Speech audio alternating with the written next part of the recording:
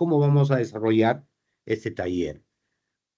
Algunas cuestiones importantes para recordar a quienes estuvieron y a quienes no, pues también darle los lineamientos generales. En primer lugar, vamos a estar más o menos una hora aproximadamente en este espacio. La idea es de que yo ponga sobre la mesa temáticas, modelos, formas, miradas respecto a lo que significa la inteligencia emocional. De hecho, la inteligencia emocional es un tema tan, pero tan amplio que quizás no nos alcanzaría probablemente muchísimas horas para trabajar y poder tocar toda la dimensión tan amplia que significa el mundo emocional. Pero la idea es que ahora hagamos de manera resumida, específica, puntual. eh, yo les proponga las temáticas y ustedes la puedan acoger, la puedan incorporar, la puedan llevar a sus propios espacios con la idea de observar alguna mirada nueva, distinta, o confirmar o validar lo que ustedes ya conocen. Para ello es importante tu participación. Te invito en el momento que consideres oportuno, pues puedas dar tu opinión, puedas hacer tus preguntas, puedas dar inclusive expresar tus propias dudas. La idea es de que desde tu propia mirada, pues nos ayudes a todos a generar esa reflexión y sobre todo esto, lo más importante cuando hacemos este tipo de taller y en lo que concierne a las habilidades blandas, la ejecución de cualquier aspecto, de cualquier idea que haya surgido y que consideres que es importante para ti, tú lo lleves esto a la ejecución. Como les decía la sesión anterior, la habilidad se consolida no porque yo tenga información respecto a ella, sino porque tenga la capacidad de ponerlo en ejecución, aunque sea en pequeño, y que me ayude a solucionar situaciones X de mi vida. Entonces, en ese marco, insisto, te voy a invitar y desde ya te agradezco enormemente tu participación de cualquiera de las formas. Sofía nos va a estar ayudando. Puedes hacerlo a través del chat, puedes hacerlo inclusive en algún momento abriendo el micrófono, interviniendo, y Sofía nos va a estar ayudando para ir compartiendo lo que vaya surgiendo. Entonces empezamos de una vez. ¿Cuál es el objetivo de esto? Es desarrollar con ustedes recursos y herramientas prácticas. Cuando hablamos de prácticas, significa que todas ellas, las que estoy proponiendo, se pueden ejecutar inmediatamente. ¿Qué se busca? Tiene la orientación de fortalecer tus habilidades para gestionar las emociones, que nos ayuden a elevar nuestros niveles de coordinación y relacionamiento, así como a tomar mejores decisiones. Entonces, ¿qué es lo que vamos a ver en este espacio, en este tiempo? Conceptos de inteligencia emocional y emociones. Es importante saberlas diferenciar y tener claro respecto a cómo se está moviendo esta temática. Verdades y mitos de las emociones. Vamos a ver las diferencias entre lo que significa emoción, sentimiento y estado emocional, que son diferentes y son claves también o importantes para gestionarlos mejor emocionalmente. Vamos a ver algunos aspectos importantes del estrés y recursos de gestión emocional, como es el propio autoconocimiento, el cuánto conocemos nuestro mundo emocional, donde la mente, el cuerpo y las emociones en sí mismas tienen un protagonismo directo. Y finalmente terminaremos con una pequeña evaluación respecto a las temáticas que han venido surgiendo durante este espacio y este momento. Entonces, empecemos de una vez. Quiero pedirte lo siguiente, que puedas escribir en el chat o si no, si quieres también a través del micrófono. ¿Qué significa? ¿Qué es inteligencia emocional? Y aquí no te pido, y por favor no googlees, no te pido una definición sacada del libro o una definición académica, sino tu sentir, tu parecer, tu mirada. ¿Qué crees tú que es para ti la inteligencia emocional? Entonces, creo que por ahí Francesca quiere intervenir. Sofía, si le das el pase, por favor. Sí, Fran, te escuchamos. Sí, más que todo, saber gestionar tus emociones ante cualquier tipo de situación, específicamente de repente en donde el tema de estrés o de repente de conflicto. Ok, muy bien, gracias. Juan David también quiere intervenir. Adelante, Juan David. Y buenos días, Jorge, y a Buenos todos. días, Juan David. Creo ¿Cómo que estás? Un gusto. Gracias. Lo mismo.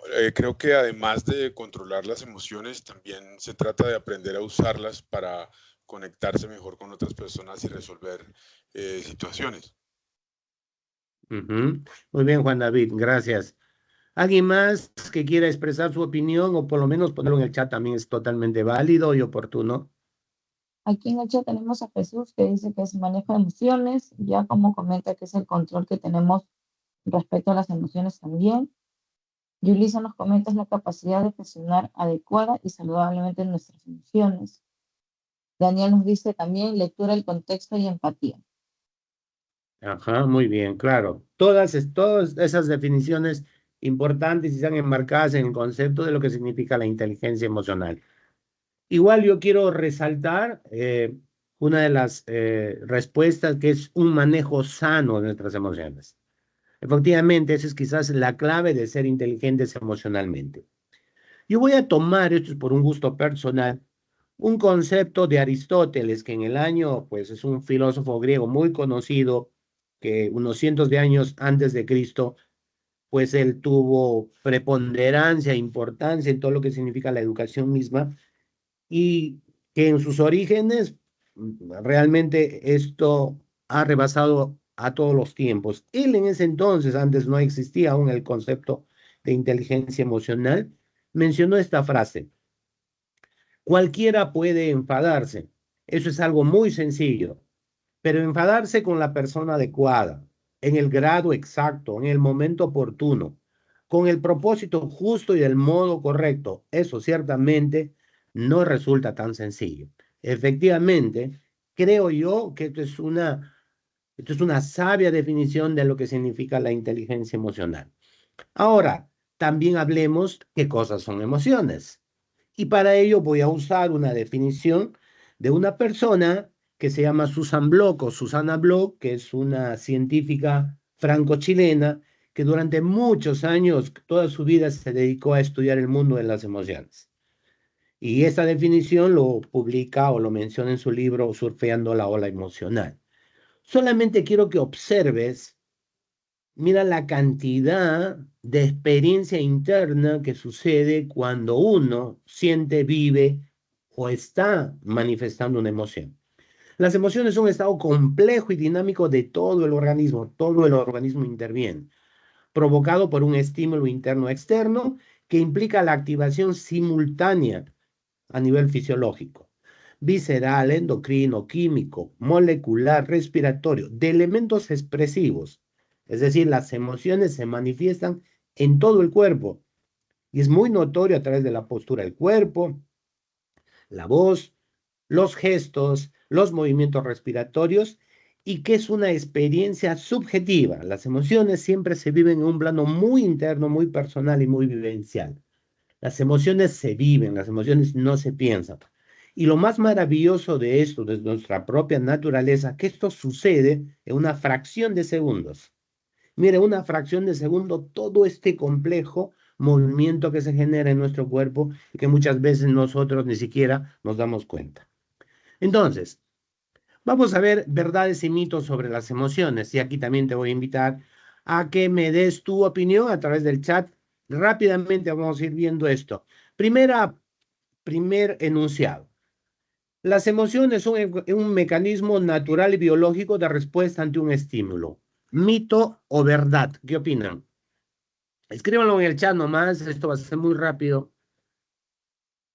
¿Esto es una verdad o es un mito? Que es un mecanismo natural y biológico de respuesta ante un estímulo. Verdad, acá todos comentan. Perfecto, claro que sí. Es un mecanismo natural que sucede cuando hay un estímulo, de cualquier tipo, interno o externo. Las emociones no se pueden evitar o controlar, solo se pueden regular o gestionar. ¿Verdad o mito?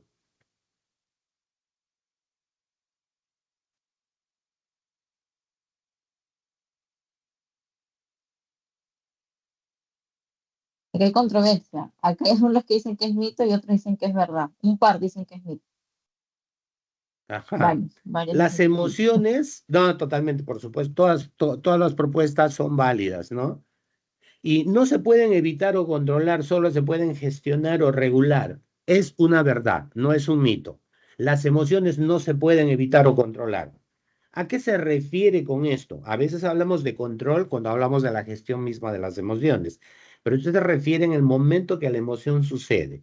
Y acá me explico. Yo estoy caminando por una calle y de pronto aparece un carro y que casi me embiste. Yo pego un salto y tengo una reacción intempestiva de miedo. Ese hecho de una respuesta de mi cuerpo ante el miedo no se puede evitar o controlar. Sencillamente sucede. Lo que yo puedo hacer a continuación es regular y manejar ese miedo. Me encuentro con un ser querido, con un amigo que no veo hace muchos años y de pronto improviso lo veo. Voy a expresar inmediatamente alegría. No se puede evitar y controlar manifestar esa alegría. A eso se refiere. Vamos con la siguiente. Existen emociones positivas y negativas. ¿Mito o verdad? ¿Qué dicen?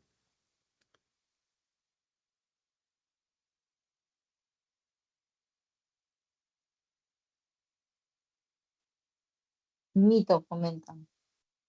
Mito. Efectivamente, las emociones son solo emociones.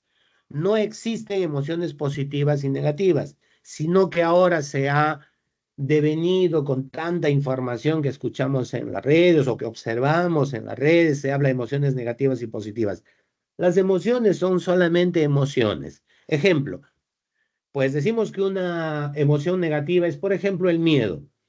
El miedo tiene aspectos muy positivos si se sabe manejar y controlar. Por ejemplo, el miedo es un excelente motivador. Por miedo hacemos muchas cosas. Pero el miedo en un grado extremo nos paraliza, nos puede llevar a situaciones ya inmanejables. La alegría es positiva. Ah, sí, claro que es positiva. No necesariamente. Depende. Hay situaciones en que la alegría puede ser un enemigo para tomar buenas decisiones. Estoy con la emoción arriba, saltando de alegría, va a ser un pésimo momento para tomar decisiones. Por tanto, las emociones son solamente eso, emociones. Siguiente, expresar emociones es señal de debilidad. Esto es muy cultural, por lo menos aquí en nuestro país, es muy cultural, sobre todo con los hombres. Expresar emociones es señal de debilidad. ¿Mito o verdad? Mito. Mito, Todos están efectivamente, esto es comiendo un mito. mito. Las personas, ¿por qué digo esto? Porque es muy cultural, yo mismo lo he vivido y creo que se sigue viviendo mucho de esto. Cuando a los varones, por ejemplo, nos dicen no llores, los hombres no lloran, no te muestres vulnerable, no te muestres que te emocionas o que esa situación emocionalmente te afecta porque te van a ver débil, no te van a ver poco hombre y ese tipo de cosas, ¿no? Las emociones es nunca para nada es señal de debilidad. Reprimir las emociones es señal de fortaleza de autocontrol. ¿Mito o verdad?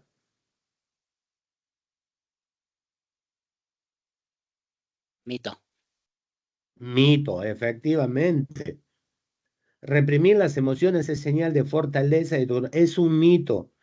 Las emociones que son reprimidas y que no son manejadas o gestionadas adecuadamente, sobre todo emociones como la tristeza, el miedo, la rabia y todo, puede ser un mecanismo a la larga muy perjudicial para nuestra salud. No se puede reprimir las emociones. Las emociones contenidas, tarde o temprano, nos pasan la factura, como se dice. Vamos a lo siguiente. La razón es más fuerte que la emoción. Cuando hablamos de razón, hablamos de pensamiento. La razón es más fuerte que la emoción. ¿Mito o verdad?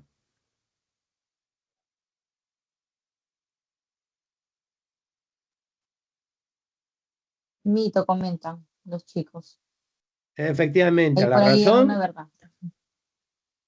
es un mito. La razón es más fuerte que la emoción, pero una sencilla razón y te voy a dar una, digamos, una explicación contundente y biológica respecto a esto. Dicen que tenemos tres cerebros. Un cerebro reptiliano, que es el primer cerebro que apareció en la evolución de la persona, de los hombres, del ser humano, que maneja los mecanismos de supervivencia. Hay un segundo cerebro, que es el cerebro límbico, que es ahí donde están las emociones, y un tercer cerebro, que es el neocórtex o el cerebro prefrontal, que maneja los pensamientos. La aparición del cerebro reptiliano se estila o se presume que ha surgido hace 400, entre 400 a 500 millones de años apareció. El limbi, cuando están las emociones, tiene un periodo de aparición de 100 millones de años. Escucha este dato, 100 millones. El neocórtex solamente tiene 100.000 años. Imagínate la diferencia entre 100.000 y 100 millones. La razón, el pensamiento solamente es un cerebro muy joven. Por tanto, siempre, siempre la emoción es más fuerte y es más poderosa que el pensamiento, que la razón. Y de hecho, esto es una cuestión ya comprobada, todas las decisiones que tomamos, sobre todo en los mecanismos de compra, cualquiera que sea, siempre lo hacemos desde un espacio emocional y justificamos con argumentos la razón por la cual decidimos esa compra, pero que en el fondo siempre es emocional. Y creo que esto lo que trabajan en marketing lo conocen mucho mejor que yo. Distraer es un buen recurso para alejar las emociones, mito o verdad.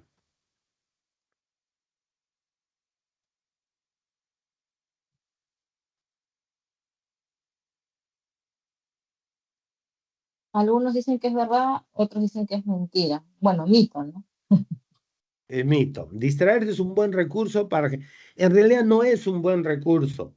Es, digamos, como una especie de lo que usualmente para entender es poner la emoción, el problema debajo de la alfombra. La distracción ralentiza o esconde el tema de las emociones, pero no permite gestionarlas, a no ser que sea un recurso complementario y que se hace de manera consciente para manejarse de acuerdo a la situación y de acuerdo a la experiencia vivencial y personal de cada quien. Muy bien, gracias por su participación. Vamos a ver ahora cuál es la diferencia entre emoción, sentimiento y estado emocional. Y esto lo vamos a hacer de una manera bien simple también. Ponle atención a esto. La emoción es un mecanismo de respuesta natural que sucede inmediatamente a la situación, al estímulo. Tiene una duración entre 60 a 90 segundos como máximo. Tiene una duración muy corta. El sentimiento es la suma de la emoción más un pensamiento, donde evaluamos la experiencia. El sentimiento es lo que puede durar mucho más tiempo. Ejemplo, regreso a la situación lo que les comentaba hace un momento, al ejemplo en que hay alguien, un carro por poco me atropella. La emoción sucede en el momento, pero lo que yo le pongo a continuación, ejemplo, ¿qué se ha creído este tipo? Imprudente, esto es una zona, no sé, residencial, no debe ir tan rápidamente. Toda esa interpretación y esa opinión que le pongo, ese juicio que hago a la situación y a la actuación del conductor, eso se transforma en sentimiento y eso me va a acompañar a lo mejor todo el día y a lo mejor por varios días.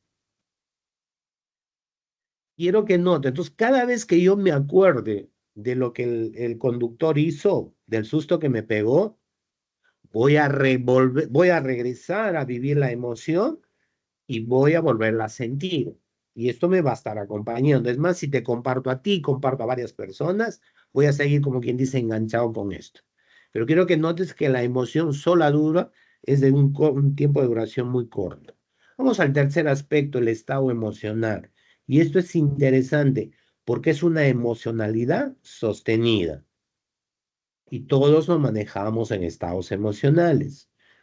Puede durar días, puede durar meses, puede durar años nuestro estado emocional. Y aquí, por ejemplo, esto te voy a pedir solamente, te voy a hacer aquí algunas preguntas. Aquí no te pido que compartas en el chat, esto es para una reflexión muy personal. Ejemplo, ¿cuál es tu estado emocional con el que tú estás trabajando en los últimos meses? Ponle un nombre, eso es tuyo solamente. Si yo preguntara a tus compañeros o compañeras, ¿cuál es tu estado emocional? ¿Qué crees que ellos me dirían? ¿Cómo está esa persona? ¿Cuál es su actitud? ¿Cuál es su forma de relacionarse y de trabajar? A eso se refiere con estado emocional o a eso. A veces hacemos ese tipo de preguntas y nos referimos al estado emocional que vive la persona. Si yo preguntara a la gente importante en tu vida, tu pareja, papá, mamá, hermanos o amigos? ¿Cómo es tu estado emocional? ¿Qué crees que ellos me dirían? ¿Cuál es el estado emocional de tu jefe? ¿Cuál es el estado emocional de tu área, del lugar, del espacio donde trabajas? ¿Cuál es el estado emocional de la empresa, de tu empresa? ¿Cuál crees que es? Si tú te das cuenta, cuando haces este tipo de respuestas, te vas a dar cuenta de un aspecto muy importante y trascendente en el mundo emocional y cómo nuestra emocionalidad puede ser inclusive colectiva. Y de hecho es colectiva porque los seres humanos somos personas que nos manejamos en grupo. Te comento, por ejemplo, que cuando hacemos intervenciones para el cambio de cultura de una empresa, o por inclusive cosas más específicas como trabajar en equipo, una de las cosas que se observa antes de ejecutar el coaching a los equipos, se observa, se define cuál es el estado emocional de ese grupo de personas, cómo pasan su trabajo, cómo hacen en su día a día, cuál es el estado emocional, porque desde ahí este es un mecanismo clave que se observa para de ahí desarrollar las estrategias de intervención. ¿De acuerdo? Vamos entonces avanzando con lo siguiente.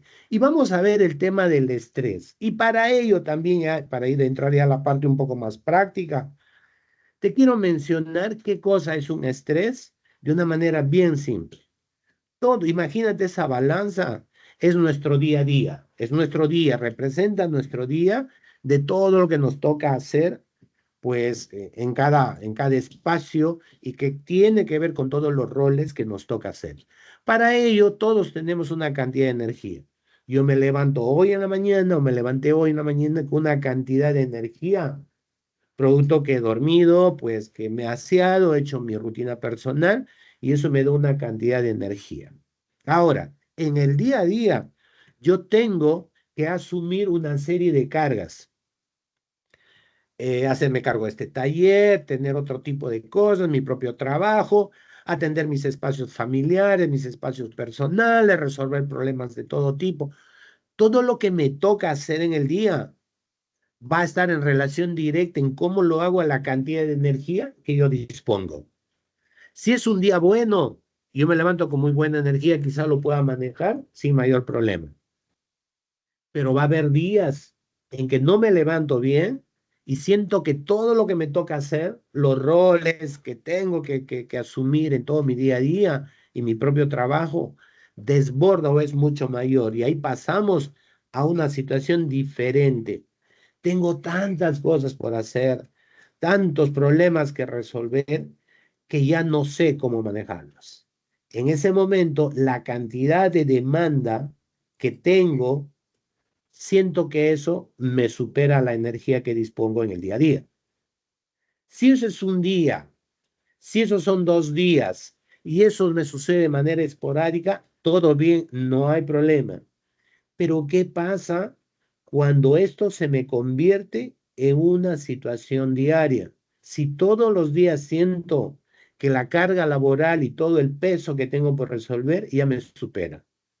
No duermo bien, siento que ya no puedo más con esto, como quien dice, estoy por tirar la toalla y todo eso. Cuando eso ya se hace de una manera recurrente, entramos a observar y ahí a ponerle que el estrés, vivo yo una situación de estrés que me está afectando y que sí o sí por mi propia salud necesito ponerle atención. Por tanto, obsérvate tú mismo si esto que te estoy comentando puede tener alguna relación con tu experiencia misma o como quien dicen, pues probablemente puede resonarte esto de lo que te estoy comentando. Por tanto, cuando empiece a suceder esto, es importantísimo empezar a tomar atención y tomarse muy en serio. ¿Por qué te comento esto y por qué le quiero dar mucho énfasis? Porque he estado leyendo unos artículos de una encuestadora Gallup, que es una encuestadora estadounidense y muy famosa en el mundo de lo que significan los recursos humanos. hay un enorme peligro que en este momento se está observando, que las personas que trabajamos para empresas y que vemos este mundo del día a día actualmente, hemos empezado a aceptar el estrés como algo que es del día a día, como es parte de nuestra vida diaria, y como que es normal estar permanentemente estresados. No, lo normal y lo natural tiene que ser que nuestra energía siempre es mayor que la carga que tenemos para manejarla. Pero cuando es al contrario, hay un grave peligro con esto. Yo aquí me voy a permitirte comentar muy en chiquito lo que yo soy un propio sobreviviente de esta situación. Yo hace un tiempo atrás tenía una rutina trabajaba en una universidad, hacía talleres durante el día, me movía de un sitio a otro, no dormía, por supuesto, no dormía la cantidad de horas, no me alimentaba a las horas correspondientes, descuidaba mi alimentación y todo, no me estaba cuidando. Y un buen día, mientras estaba dictando clases en una universidad, sencillamente me desvanecí. Me atendieron, me fui al médico, me dijeron que parara porque es una situación que debía descansar. Dije, voy a parar en unos días, ya cuando termine mis obligaciones para continuar. No hice caso, volví a mi rutina, pues un par de días nuevamente me dio, y esta vez sí fue mucho más en serio, que terminé en una clínica internado, y donde el médico me dijo, te vamos a dormir durante 7 días o vas a tener que tomar pastillas para que solamente en los próximos 7 días vas a dormir y luego tienes que descansar un buen tiempo. En ese momento se acabó todo por la cosa, me sentí realmente muy mal, pero santo remedio, dije, esto no es para jugar y todo depende de mí para controlar y manejar toda esta situación. Y recuerdo mucho esa frase que me dijo el médico, el estrés siempre cobra después. Y cuando te cobra con intereses, con devengado, te pasa la factura completa. Así que amigos, pues importantísimo observarlo. Vamos entonces a lo que sea los recursos de gestión emocional. Entonces, como recurso, el primer recurso clave de nuestra gestión emocional es el autoconocimiento. ¿Qué significa autoconocerse emocionalmente? Es tener la capacidad de reconocer nuestras emociones que nos ayudan a identificarlas cuando aparecen. Es decir, tener yo esa capacidad, esa sutileza de poder yo saber qué situaciones realmente me molestan, en qué momento empieza a aparecer o aparecen en mí, por ejemplo, el enojo, la rabia, la tristeza, la decepción y todo ese tipo de emociones. Tener yo esa capacidad. ¿Cuáles son esos detonadores que yo tengo cuando aparecen situaciones o experiencias emocionales que no me ayudan? Cuando yo tengo esa capacidad de reconocer y voy a poder empezar a identificar también los estímulos, es parte de lo valioso que es el autoconocimiento. Por tanto, se dice, yo no puedo, yo no puedo, yo no puedo gestionar algo que no conozco. Se dice también que el autoconocimiento es la base de la inteligencia emocional que nos ayuda a gestionarla. El autoconocimiento es importante para la toma de decisiones y el comportamiento social más adecuado. Es decir, si yo me conozco, yo voy a poder hacer cosas que, ejemplo, pues si siento que la situación ya me rebasa emocionalmente o voy a explotar, como quien dice, pues busco mecanismos de salida, de moverme a otro lado, de hacer algo para que mi comportamiento no termine afectando al grupo con el cual en ese momento estoy participando. ¿Ok? Entonces, algo importante en lo que significa recursos de gestión emocional. Importante, el ser humano, tú, yo y todas las personas somos una unidad indisoluble. ¿Qué significa indisoluble? Que no nos podemos separar entre el cuerpo, la mente y las emociones. Es decir, cada vez que sucede algo en el cuerpo, siempre termina afectando a nuestra mente y a nuestro espacio emocional. Yo tengo una emoción, se manifiesta inmediatamente en el cuerpo y también afecta o influencia al tipo de pensamientos que uno está generando. Estos tres espacios de mente, cuerpo y emociones siempre están interactuando y se influencian mutuamente. Por tanto, es necesario atender y observar que cualquiera de estos tres elementos yo puedo observarlos para que me ayuden en mi propia gestión y conocimiento emocional. Entonces, vamos a ver algunos recursos más específicos ahora. Primero, descansar. ¿Qué significa descansar o dormir? Cuando hablamos de dormir, hablamos del descanso. No hablamos de estar horas o tiempos en la cama. Se trata que el dormir se traduzca o se manifiesta en un descanso realmente para el cuerpo. El único mecanismo natural que tiene el cuerpo para reenergizarse, para sanarse, para equilibrarse, es el descanso a través del sueño. No existe otro. De hecho, se dice que una persona no puede estar más de 2 o 3 días sin dormir de manera seguida, porque si no puede entrar en demencia o en locura, que es irreversible. Por tanto, el sueño, el descanso, el dormir, necesita sí o sí estar presente en nuestro día a día. Acá quiero comentar algo también que miro y que observo con muchas veces con enorme preocupación. Yo felizmente sí puedo decir que duermo y hago algunos ejercicios, algunas cosas para poder dormir adecuadamente. Y por supuesto, voy a compartir una herramienta en un momento que siempre utilizo que me ayude en esto.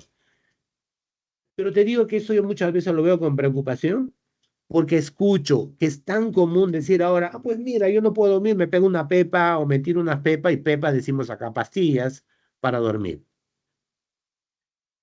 Apoyarse en una pastilla, apoyarse en pastillas o en mecanismos artificiales o químicos para provocar un descanso, puede ser si es médico, si es el médico quien está detrás de esto, puede ser aceptable temporalmente, como un mecanismo para que te haga regresar, para que puedas regresar a tu espacio natural.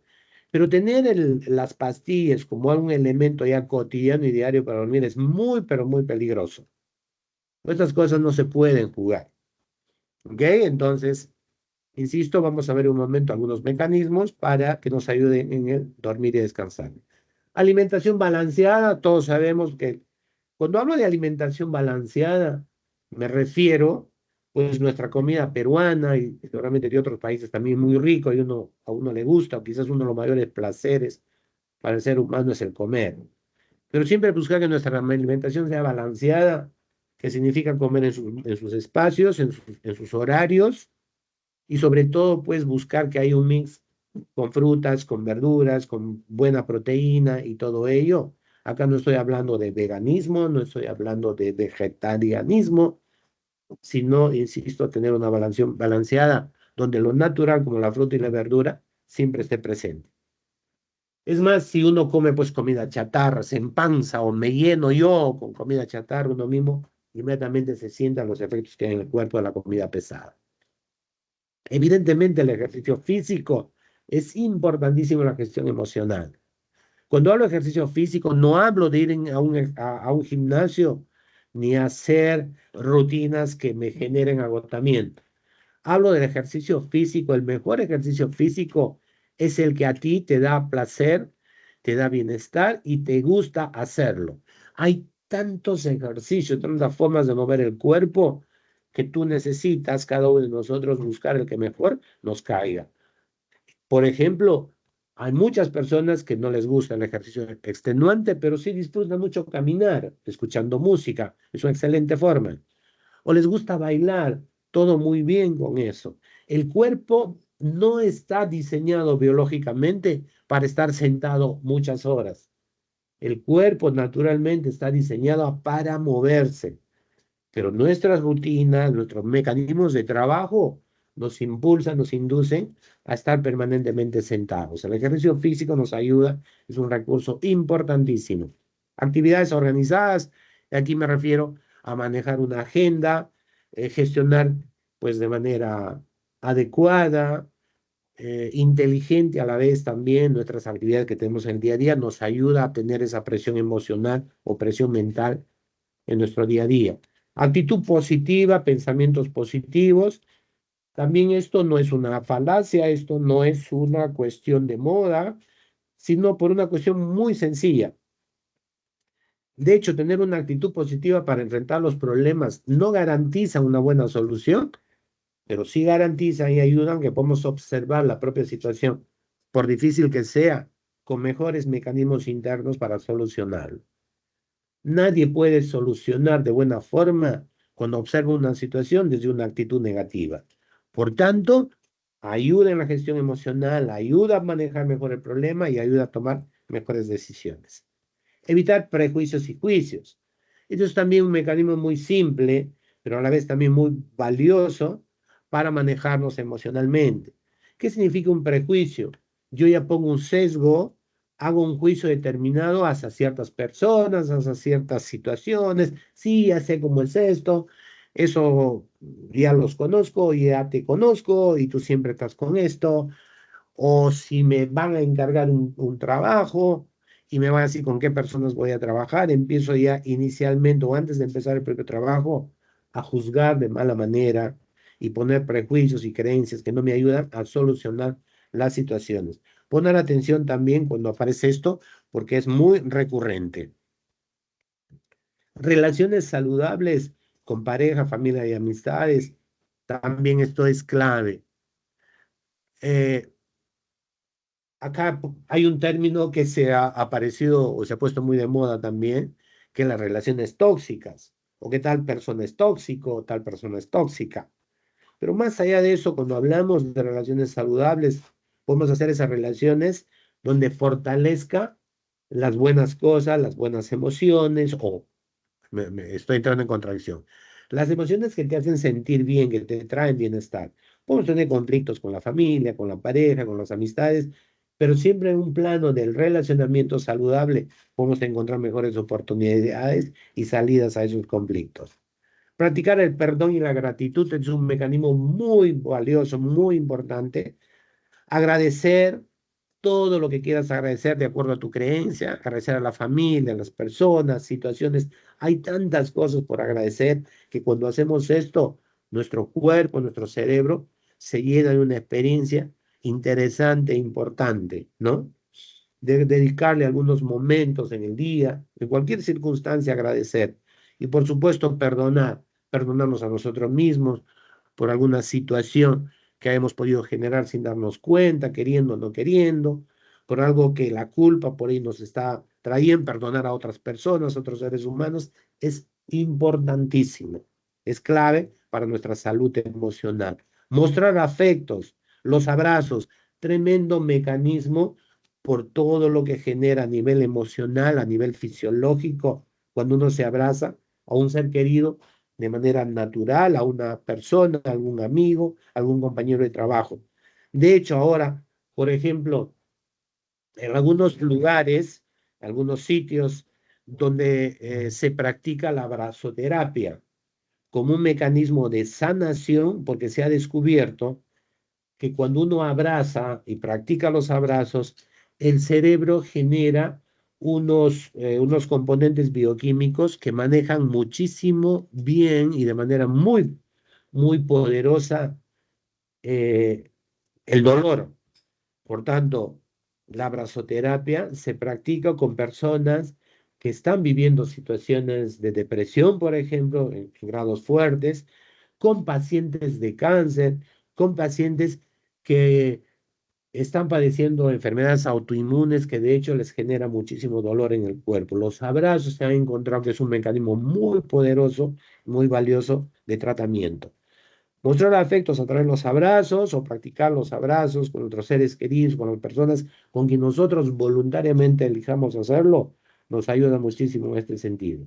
Desarrollar la vocación de servicio, ser útil a los demás, por supuesto que sí, también importantísimo.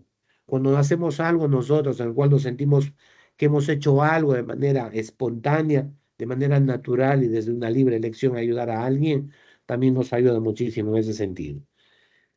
Hasta ahí. Y ahora, pues quiero entrar a dos aspectos, dos recursos, dos metodologías para trabajar la gestión emocional, para manejar el estrés, que realmente desde mi propuesta, de lo que yo creo, es quizás lo más valioso que podemos tener para gestionarnos y ser inteligentes emocionalmente. Y por supuesto, tener controlado y alejado el estrés. Para ello, pues vamos a ver un video donde hay unos pequeños maestros que nos van a dar una clase magistral respecto a cómo se utiliza y se maneja este recurso. I get really mad when my brother hits me a lot. I don't like it when you say you don't want to play with me. When I'm mad, my brain can get a headache and it can start hurting. Your blood keeps pumping because you're like really mad. And you start to get sweaty because you're getting really, really mad. And then when you start getting really mad, you turn red. When your body can't really control yourself, mad just takes over your body. I just get out of control. It's kind of like if you had a jar and then the jar would be your brain and then you put glitter in the jar and that would be how you would feel. Like if you shook up the jar and the glitter went everywhere, that would be how your mind looks. And it's like spinning around and then you don't have any time to think. And you sometimes punch stuff and people when you don't really mean it. When I get angry, I feel it in my heart. I really don't like when I get angry. The amygdala really reacts, but the prefrontal cortex tries to keep it down. When I feel like I want to, get really angry and yell, I just sometimes, take deep breaths. First you find a place where you can be alone, then you find some way to relax and calm down. When I need to calm down, I take deep breaths.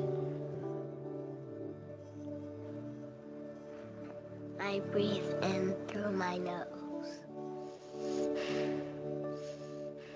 Sometimes I close my eyes or just take deep breaths. It's coming down, it's not moving. It's slowing down and then it stops. And the heart pumps slow and then it goes into your brain. It's like all the sparkles are at the bottom of your brain. My brain slows down and then I feel more calm and then I'm ready to speak to the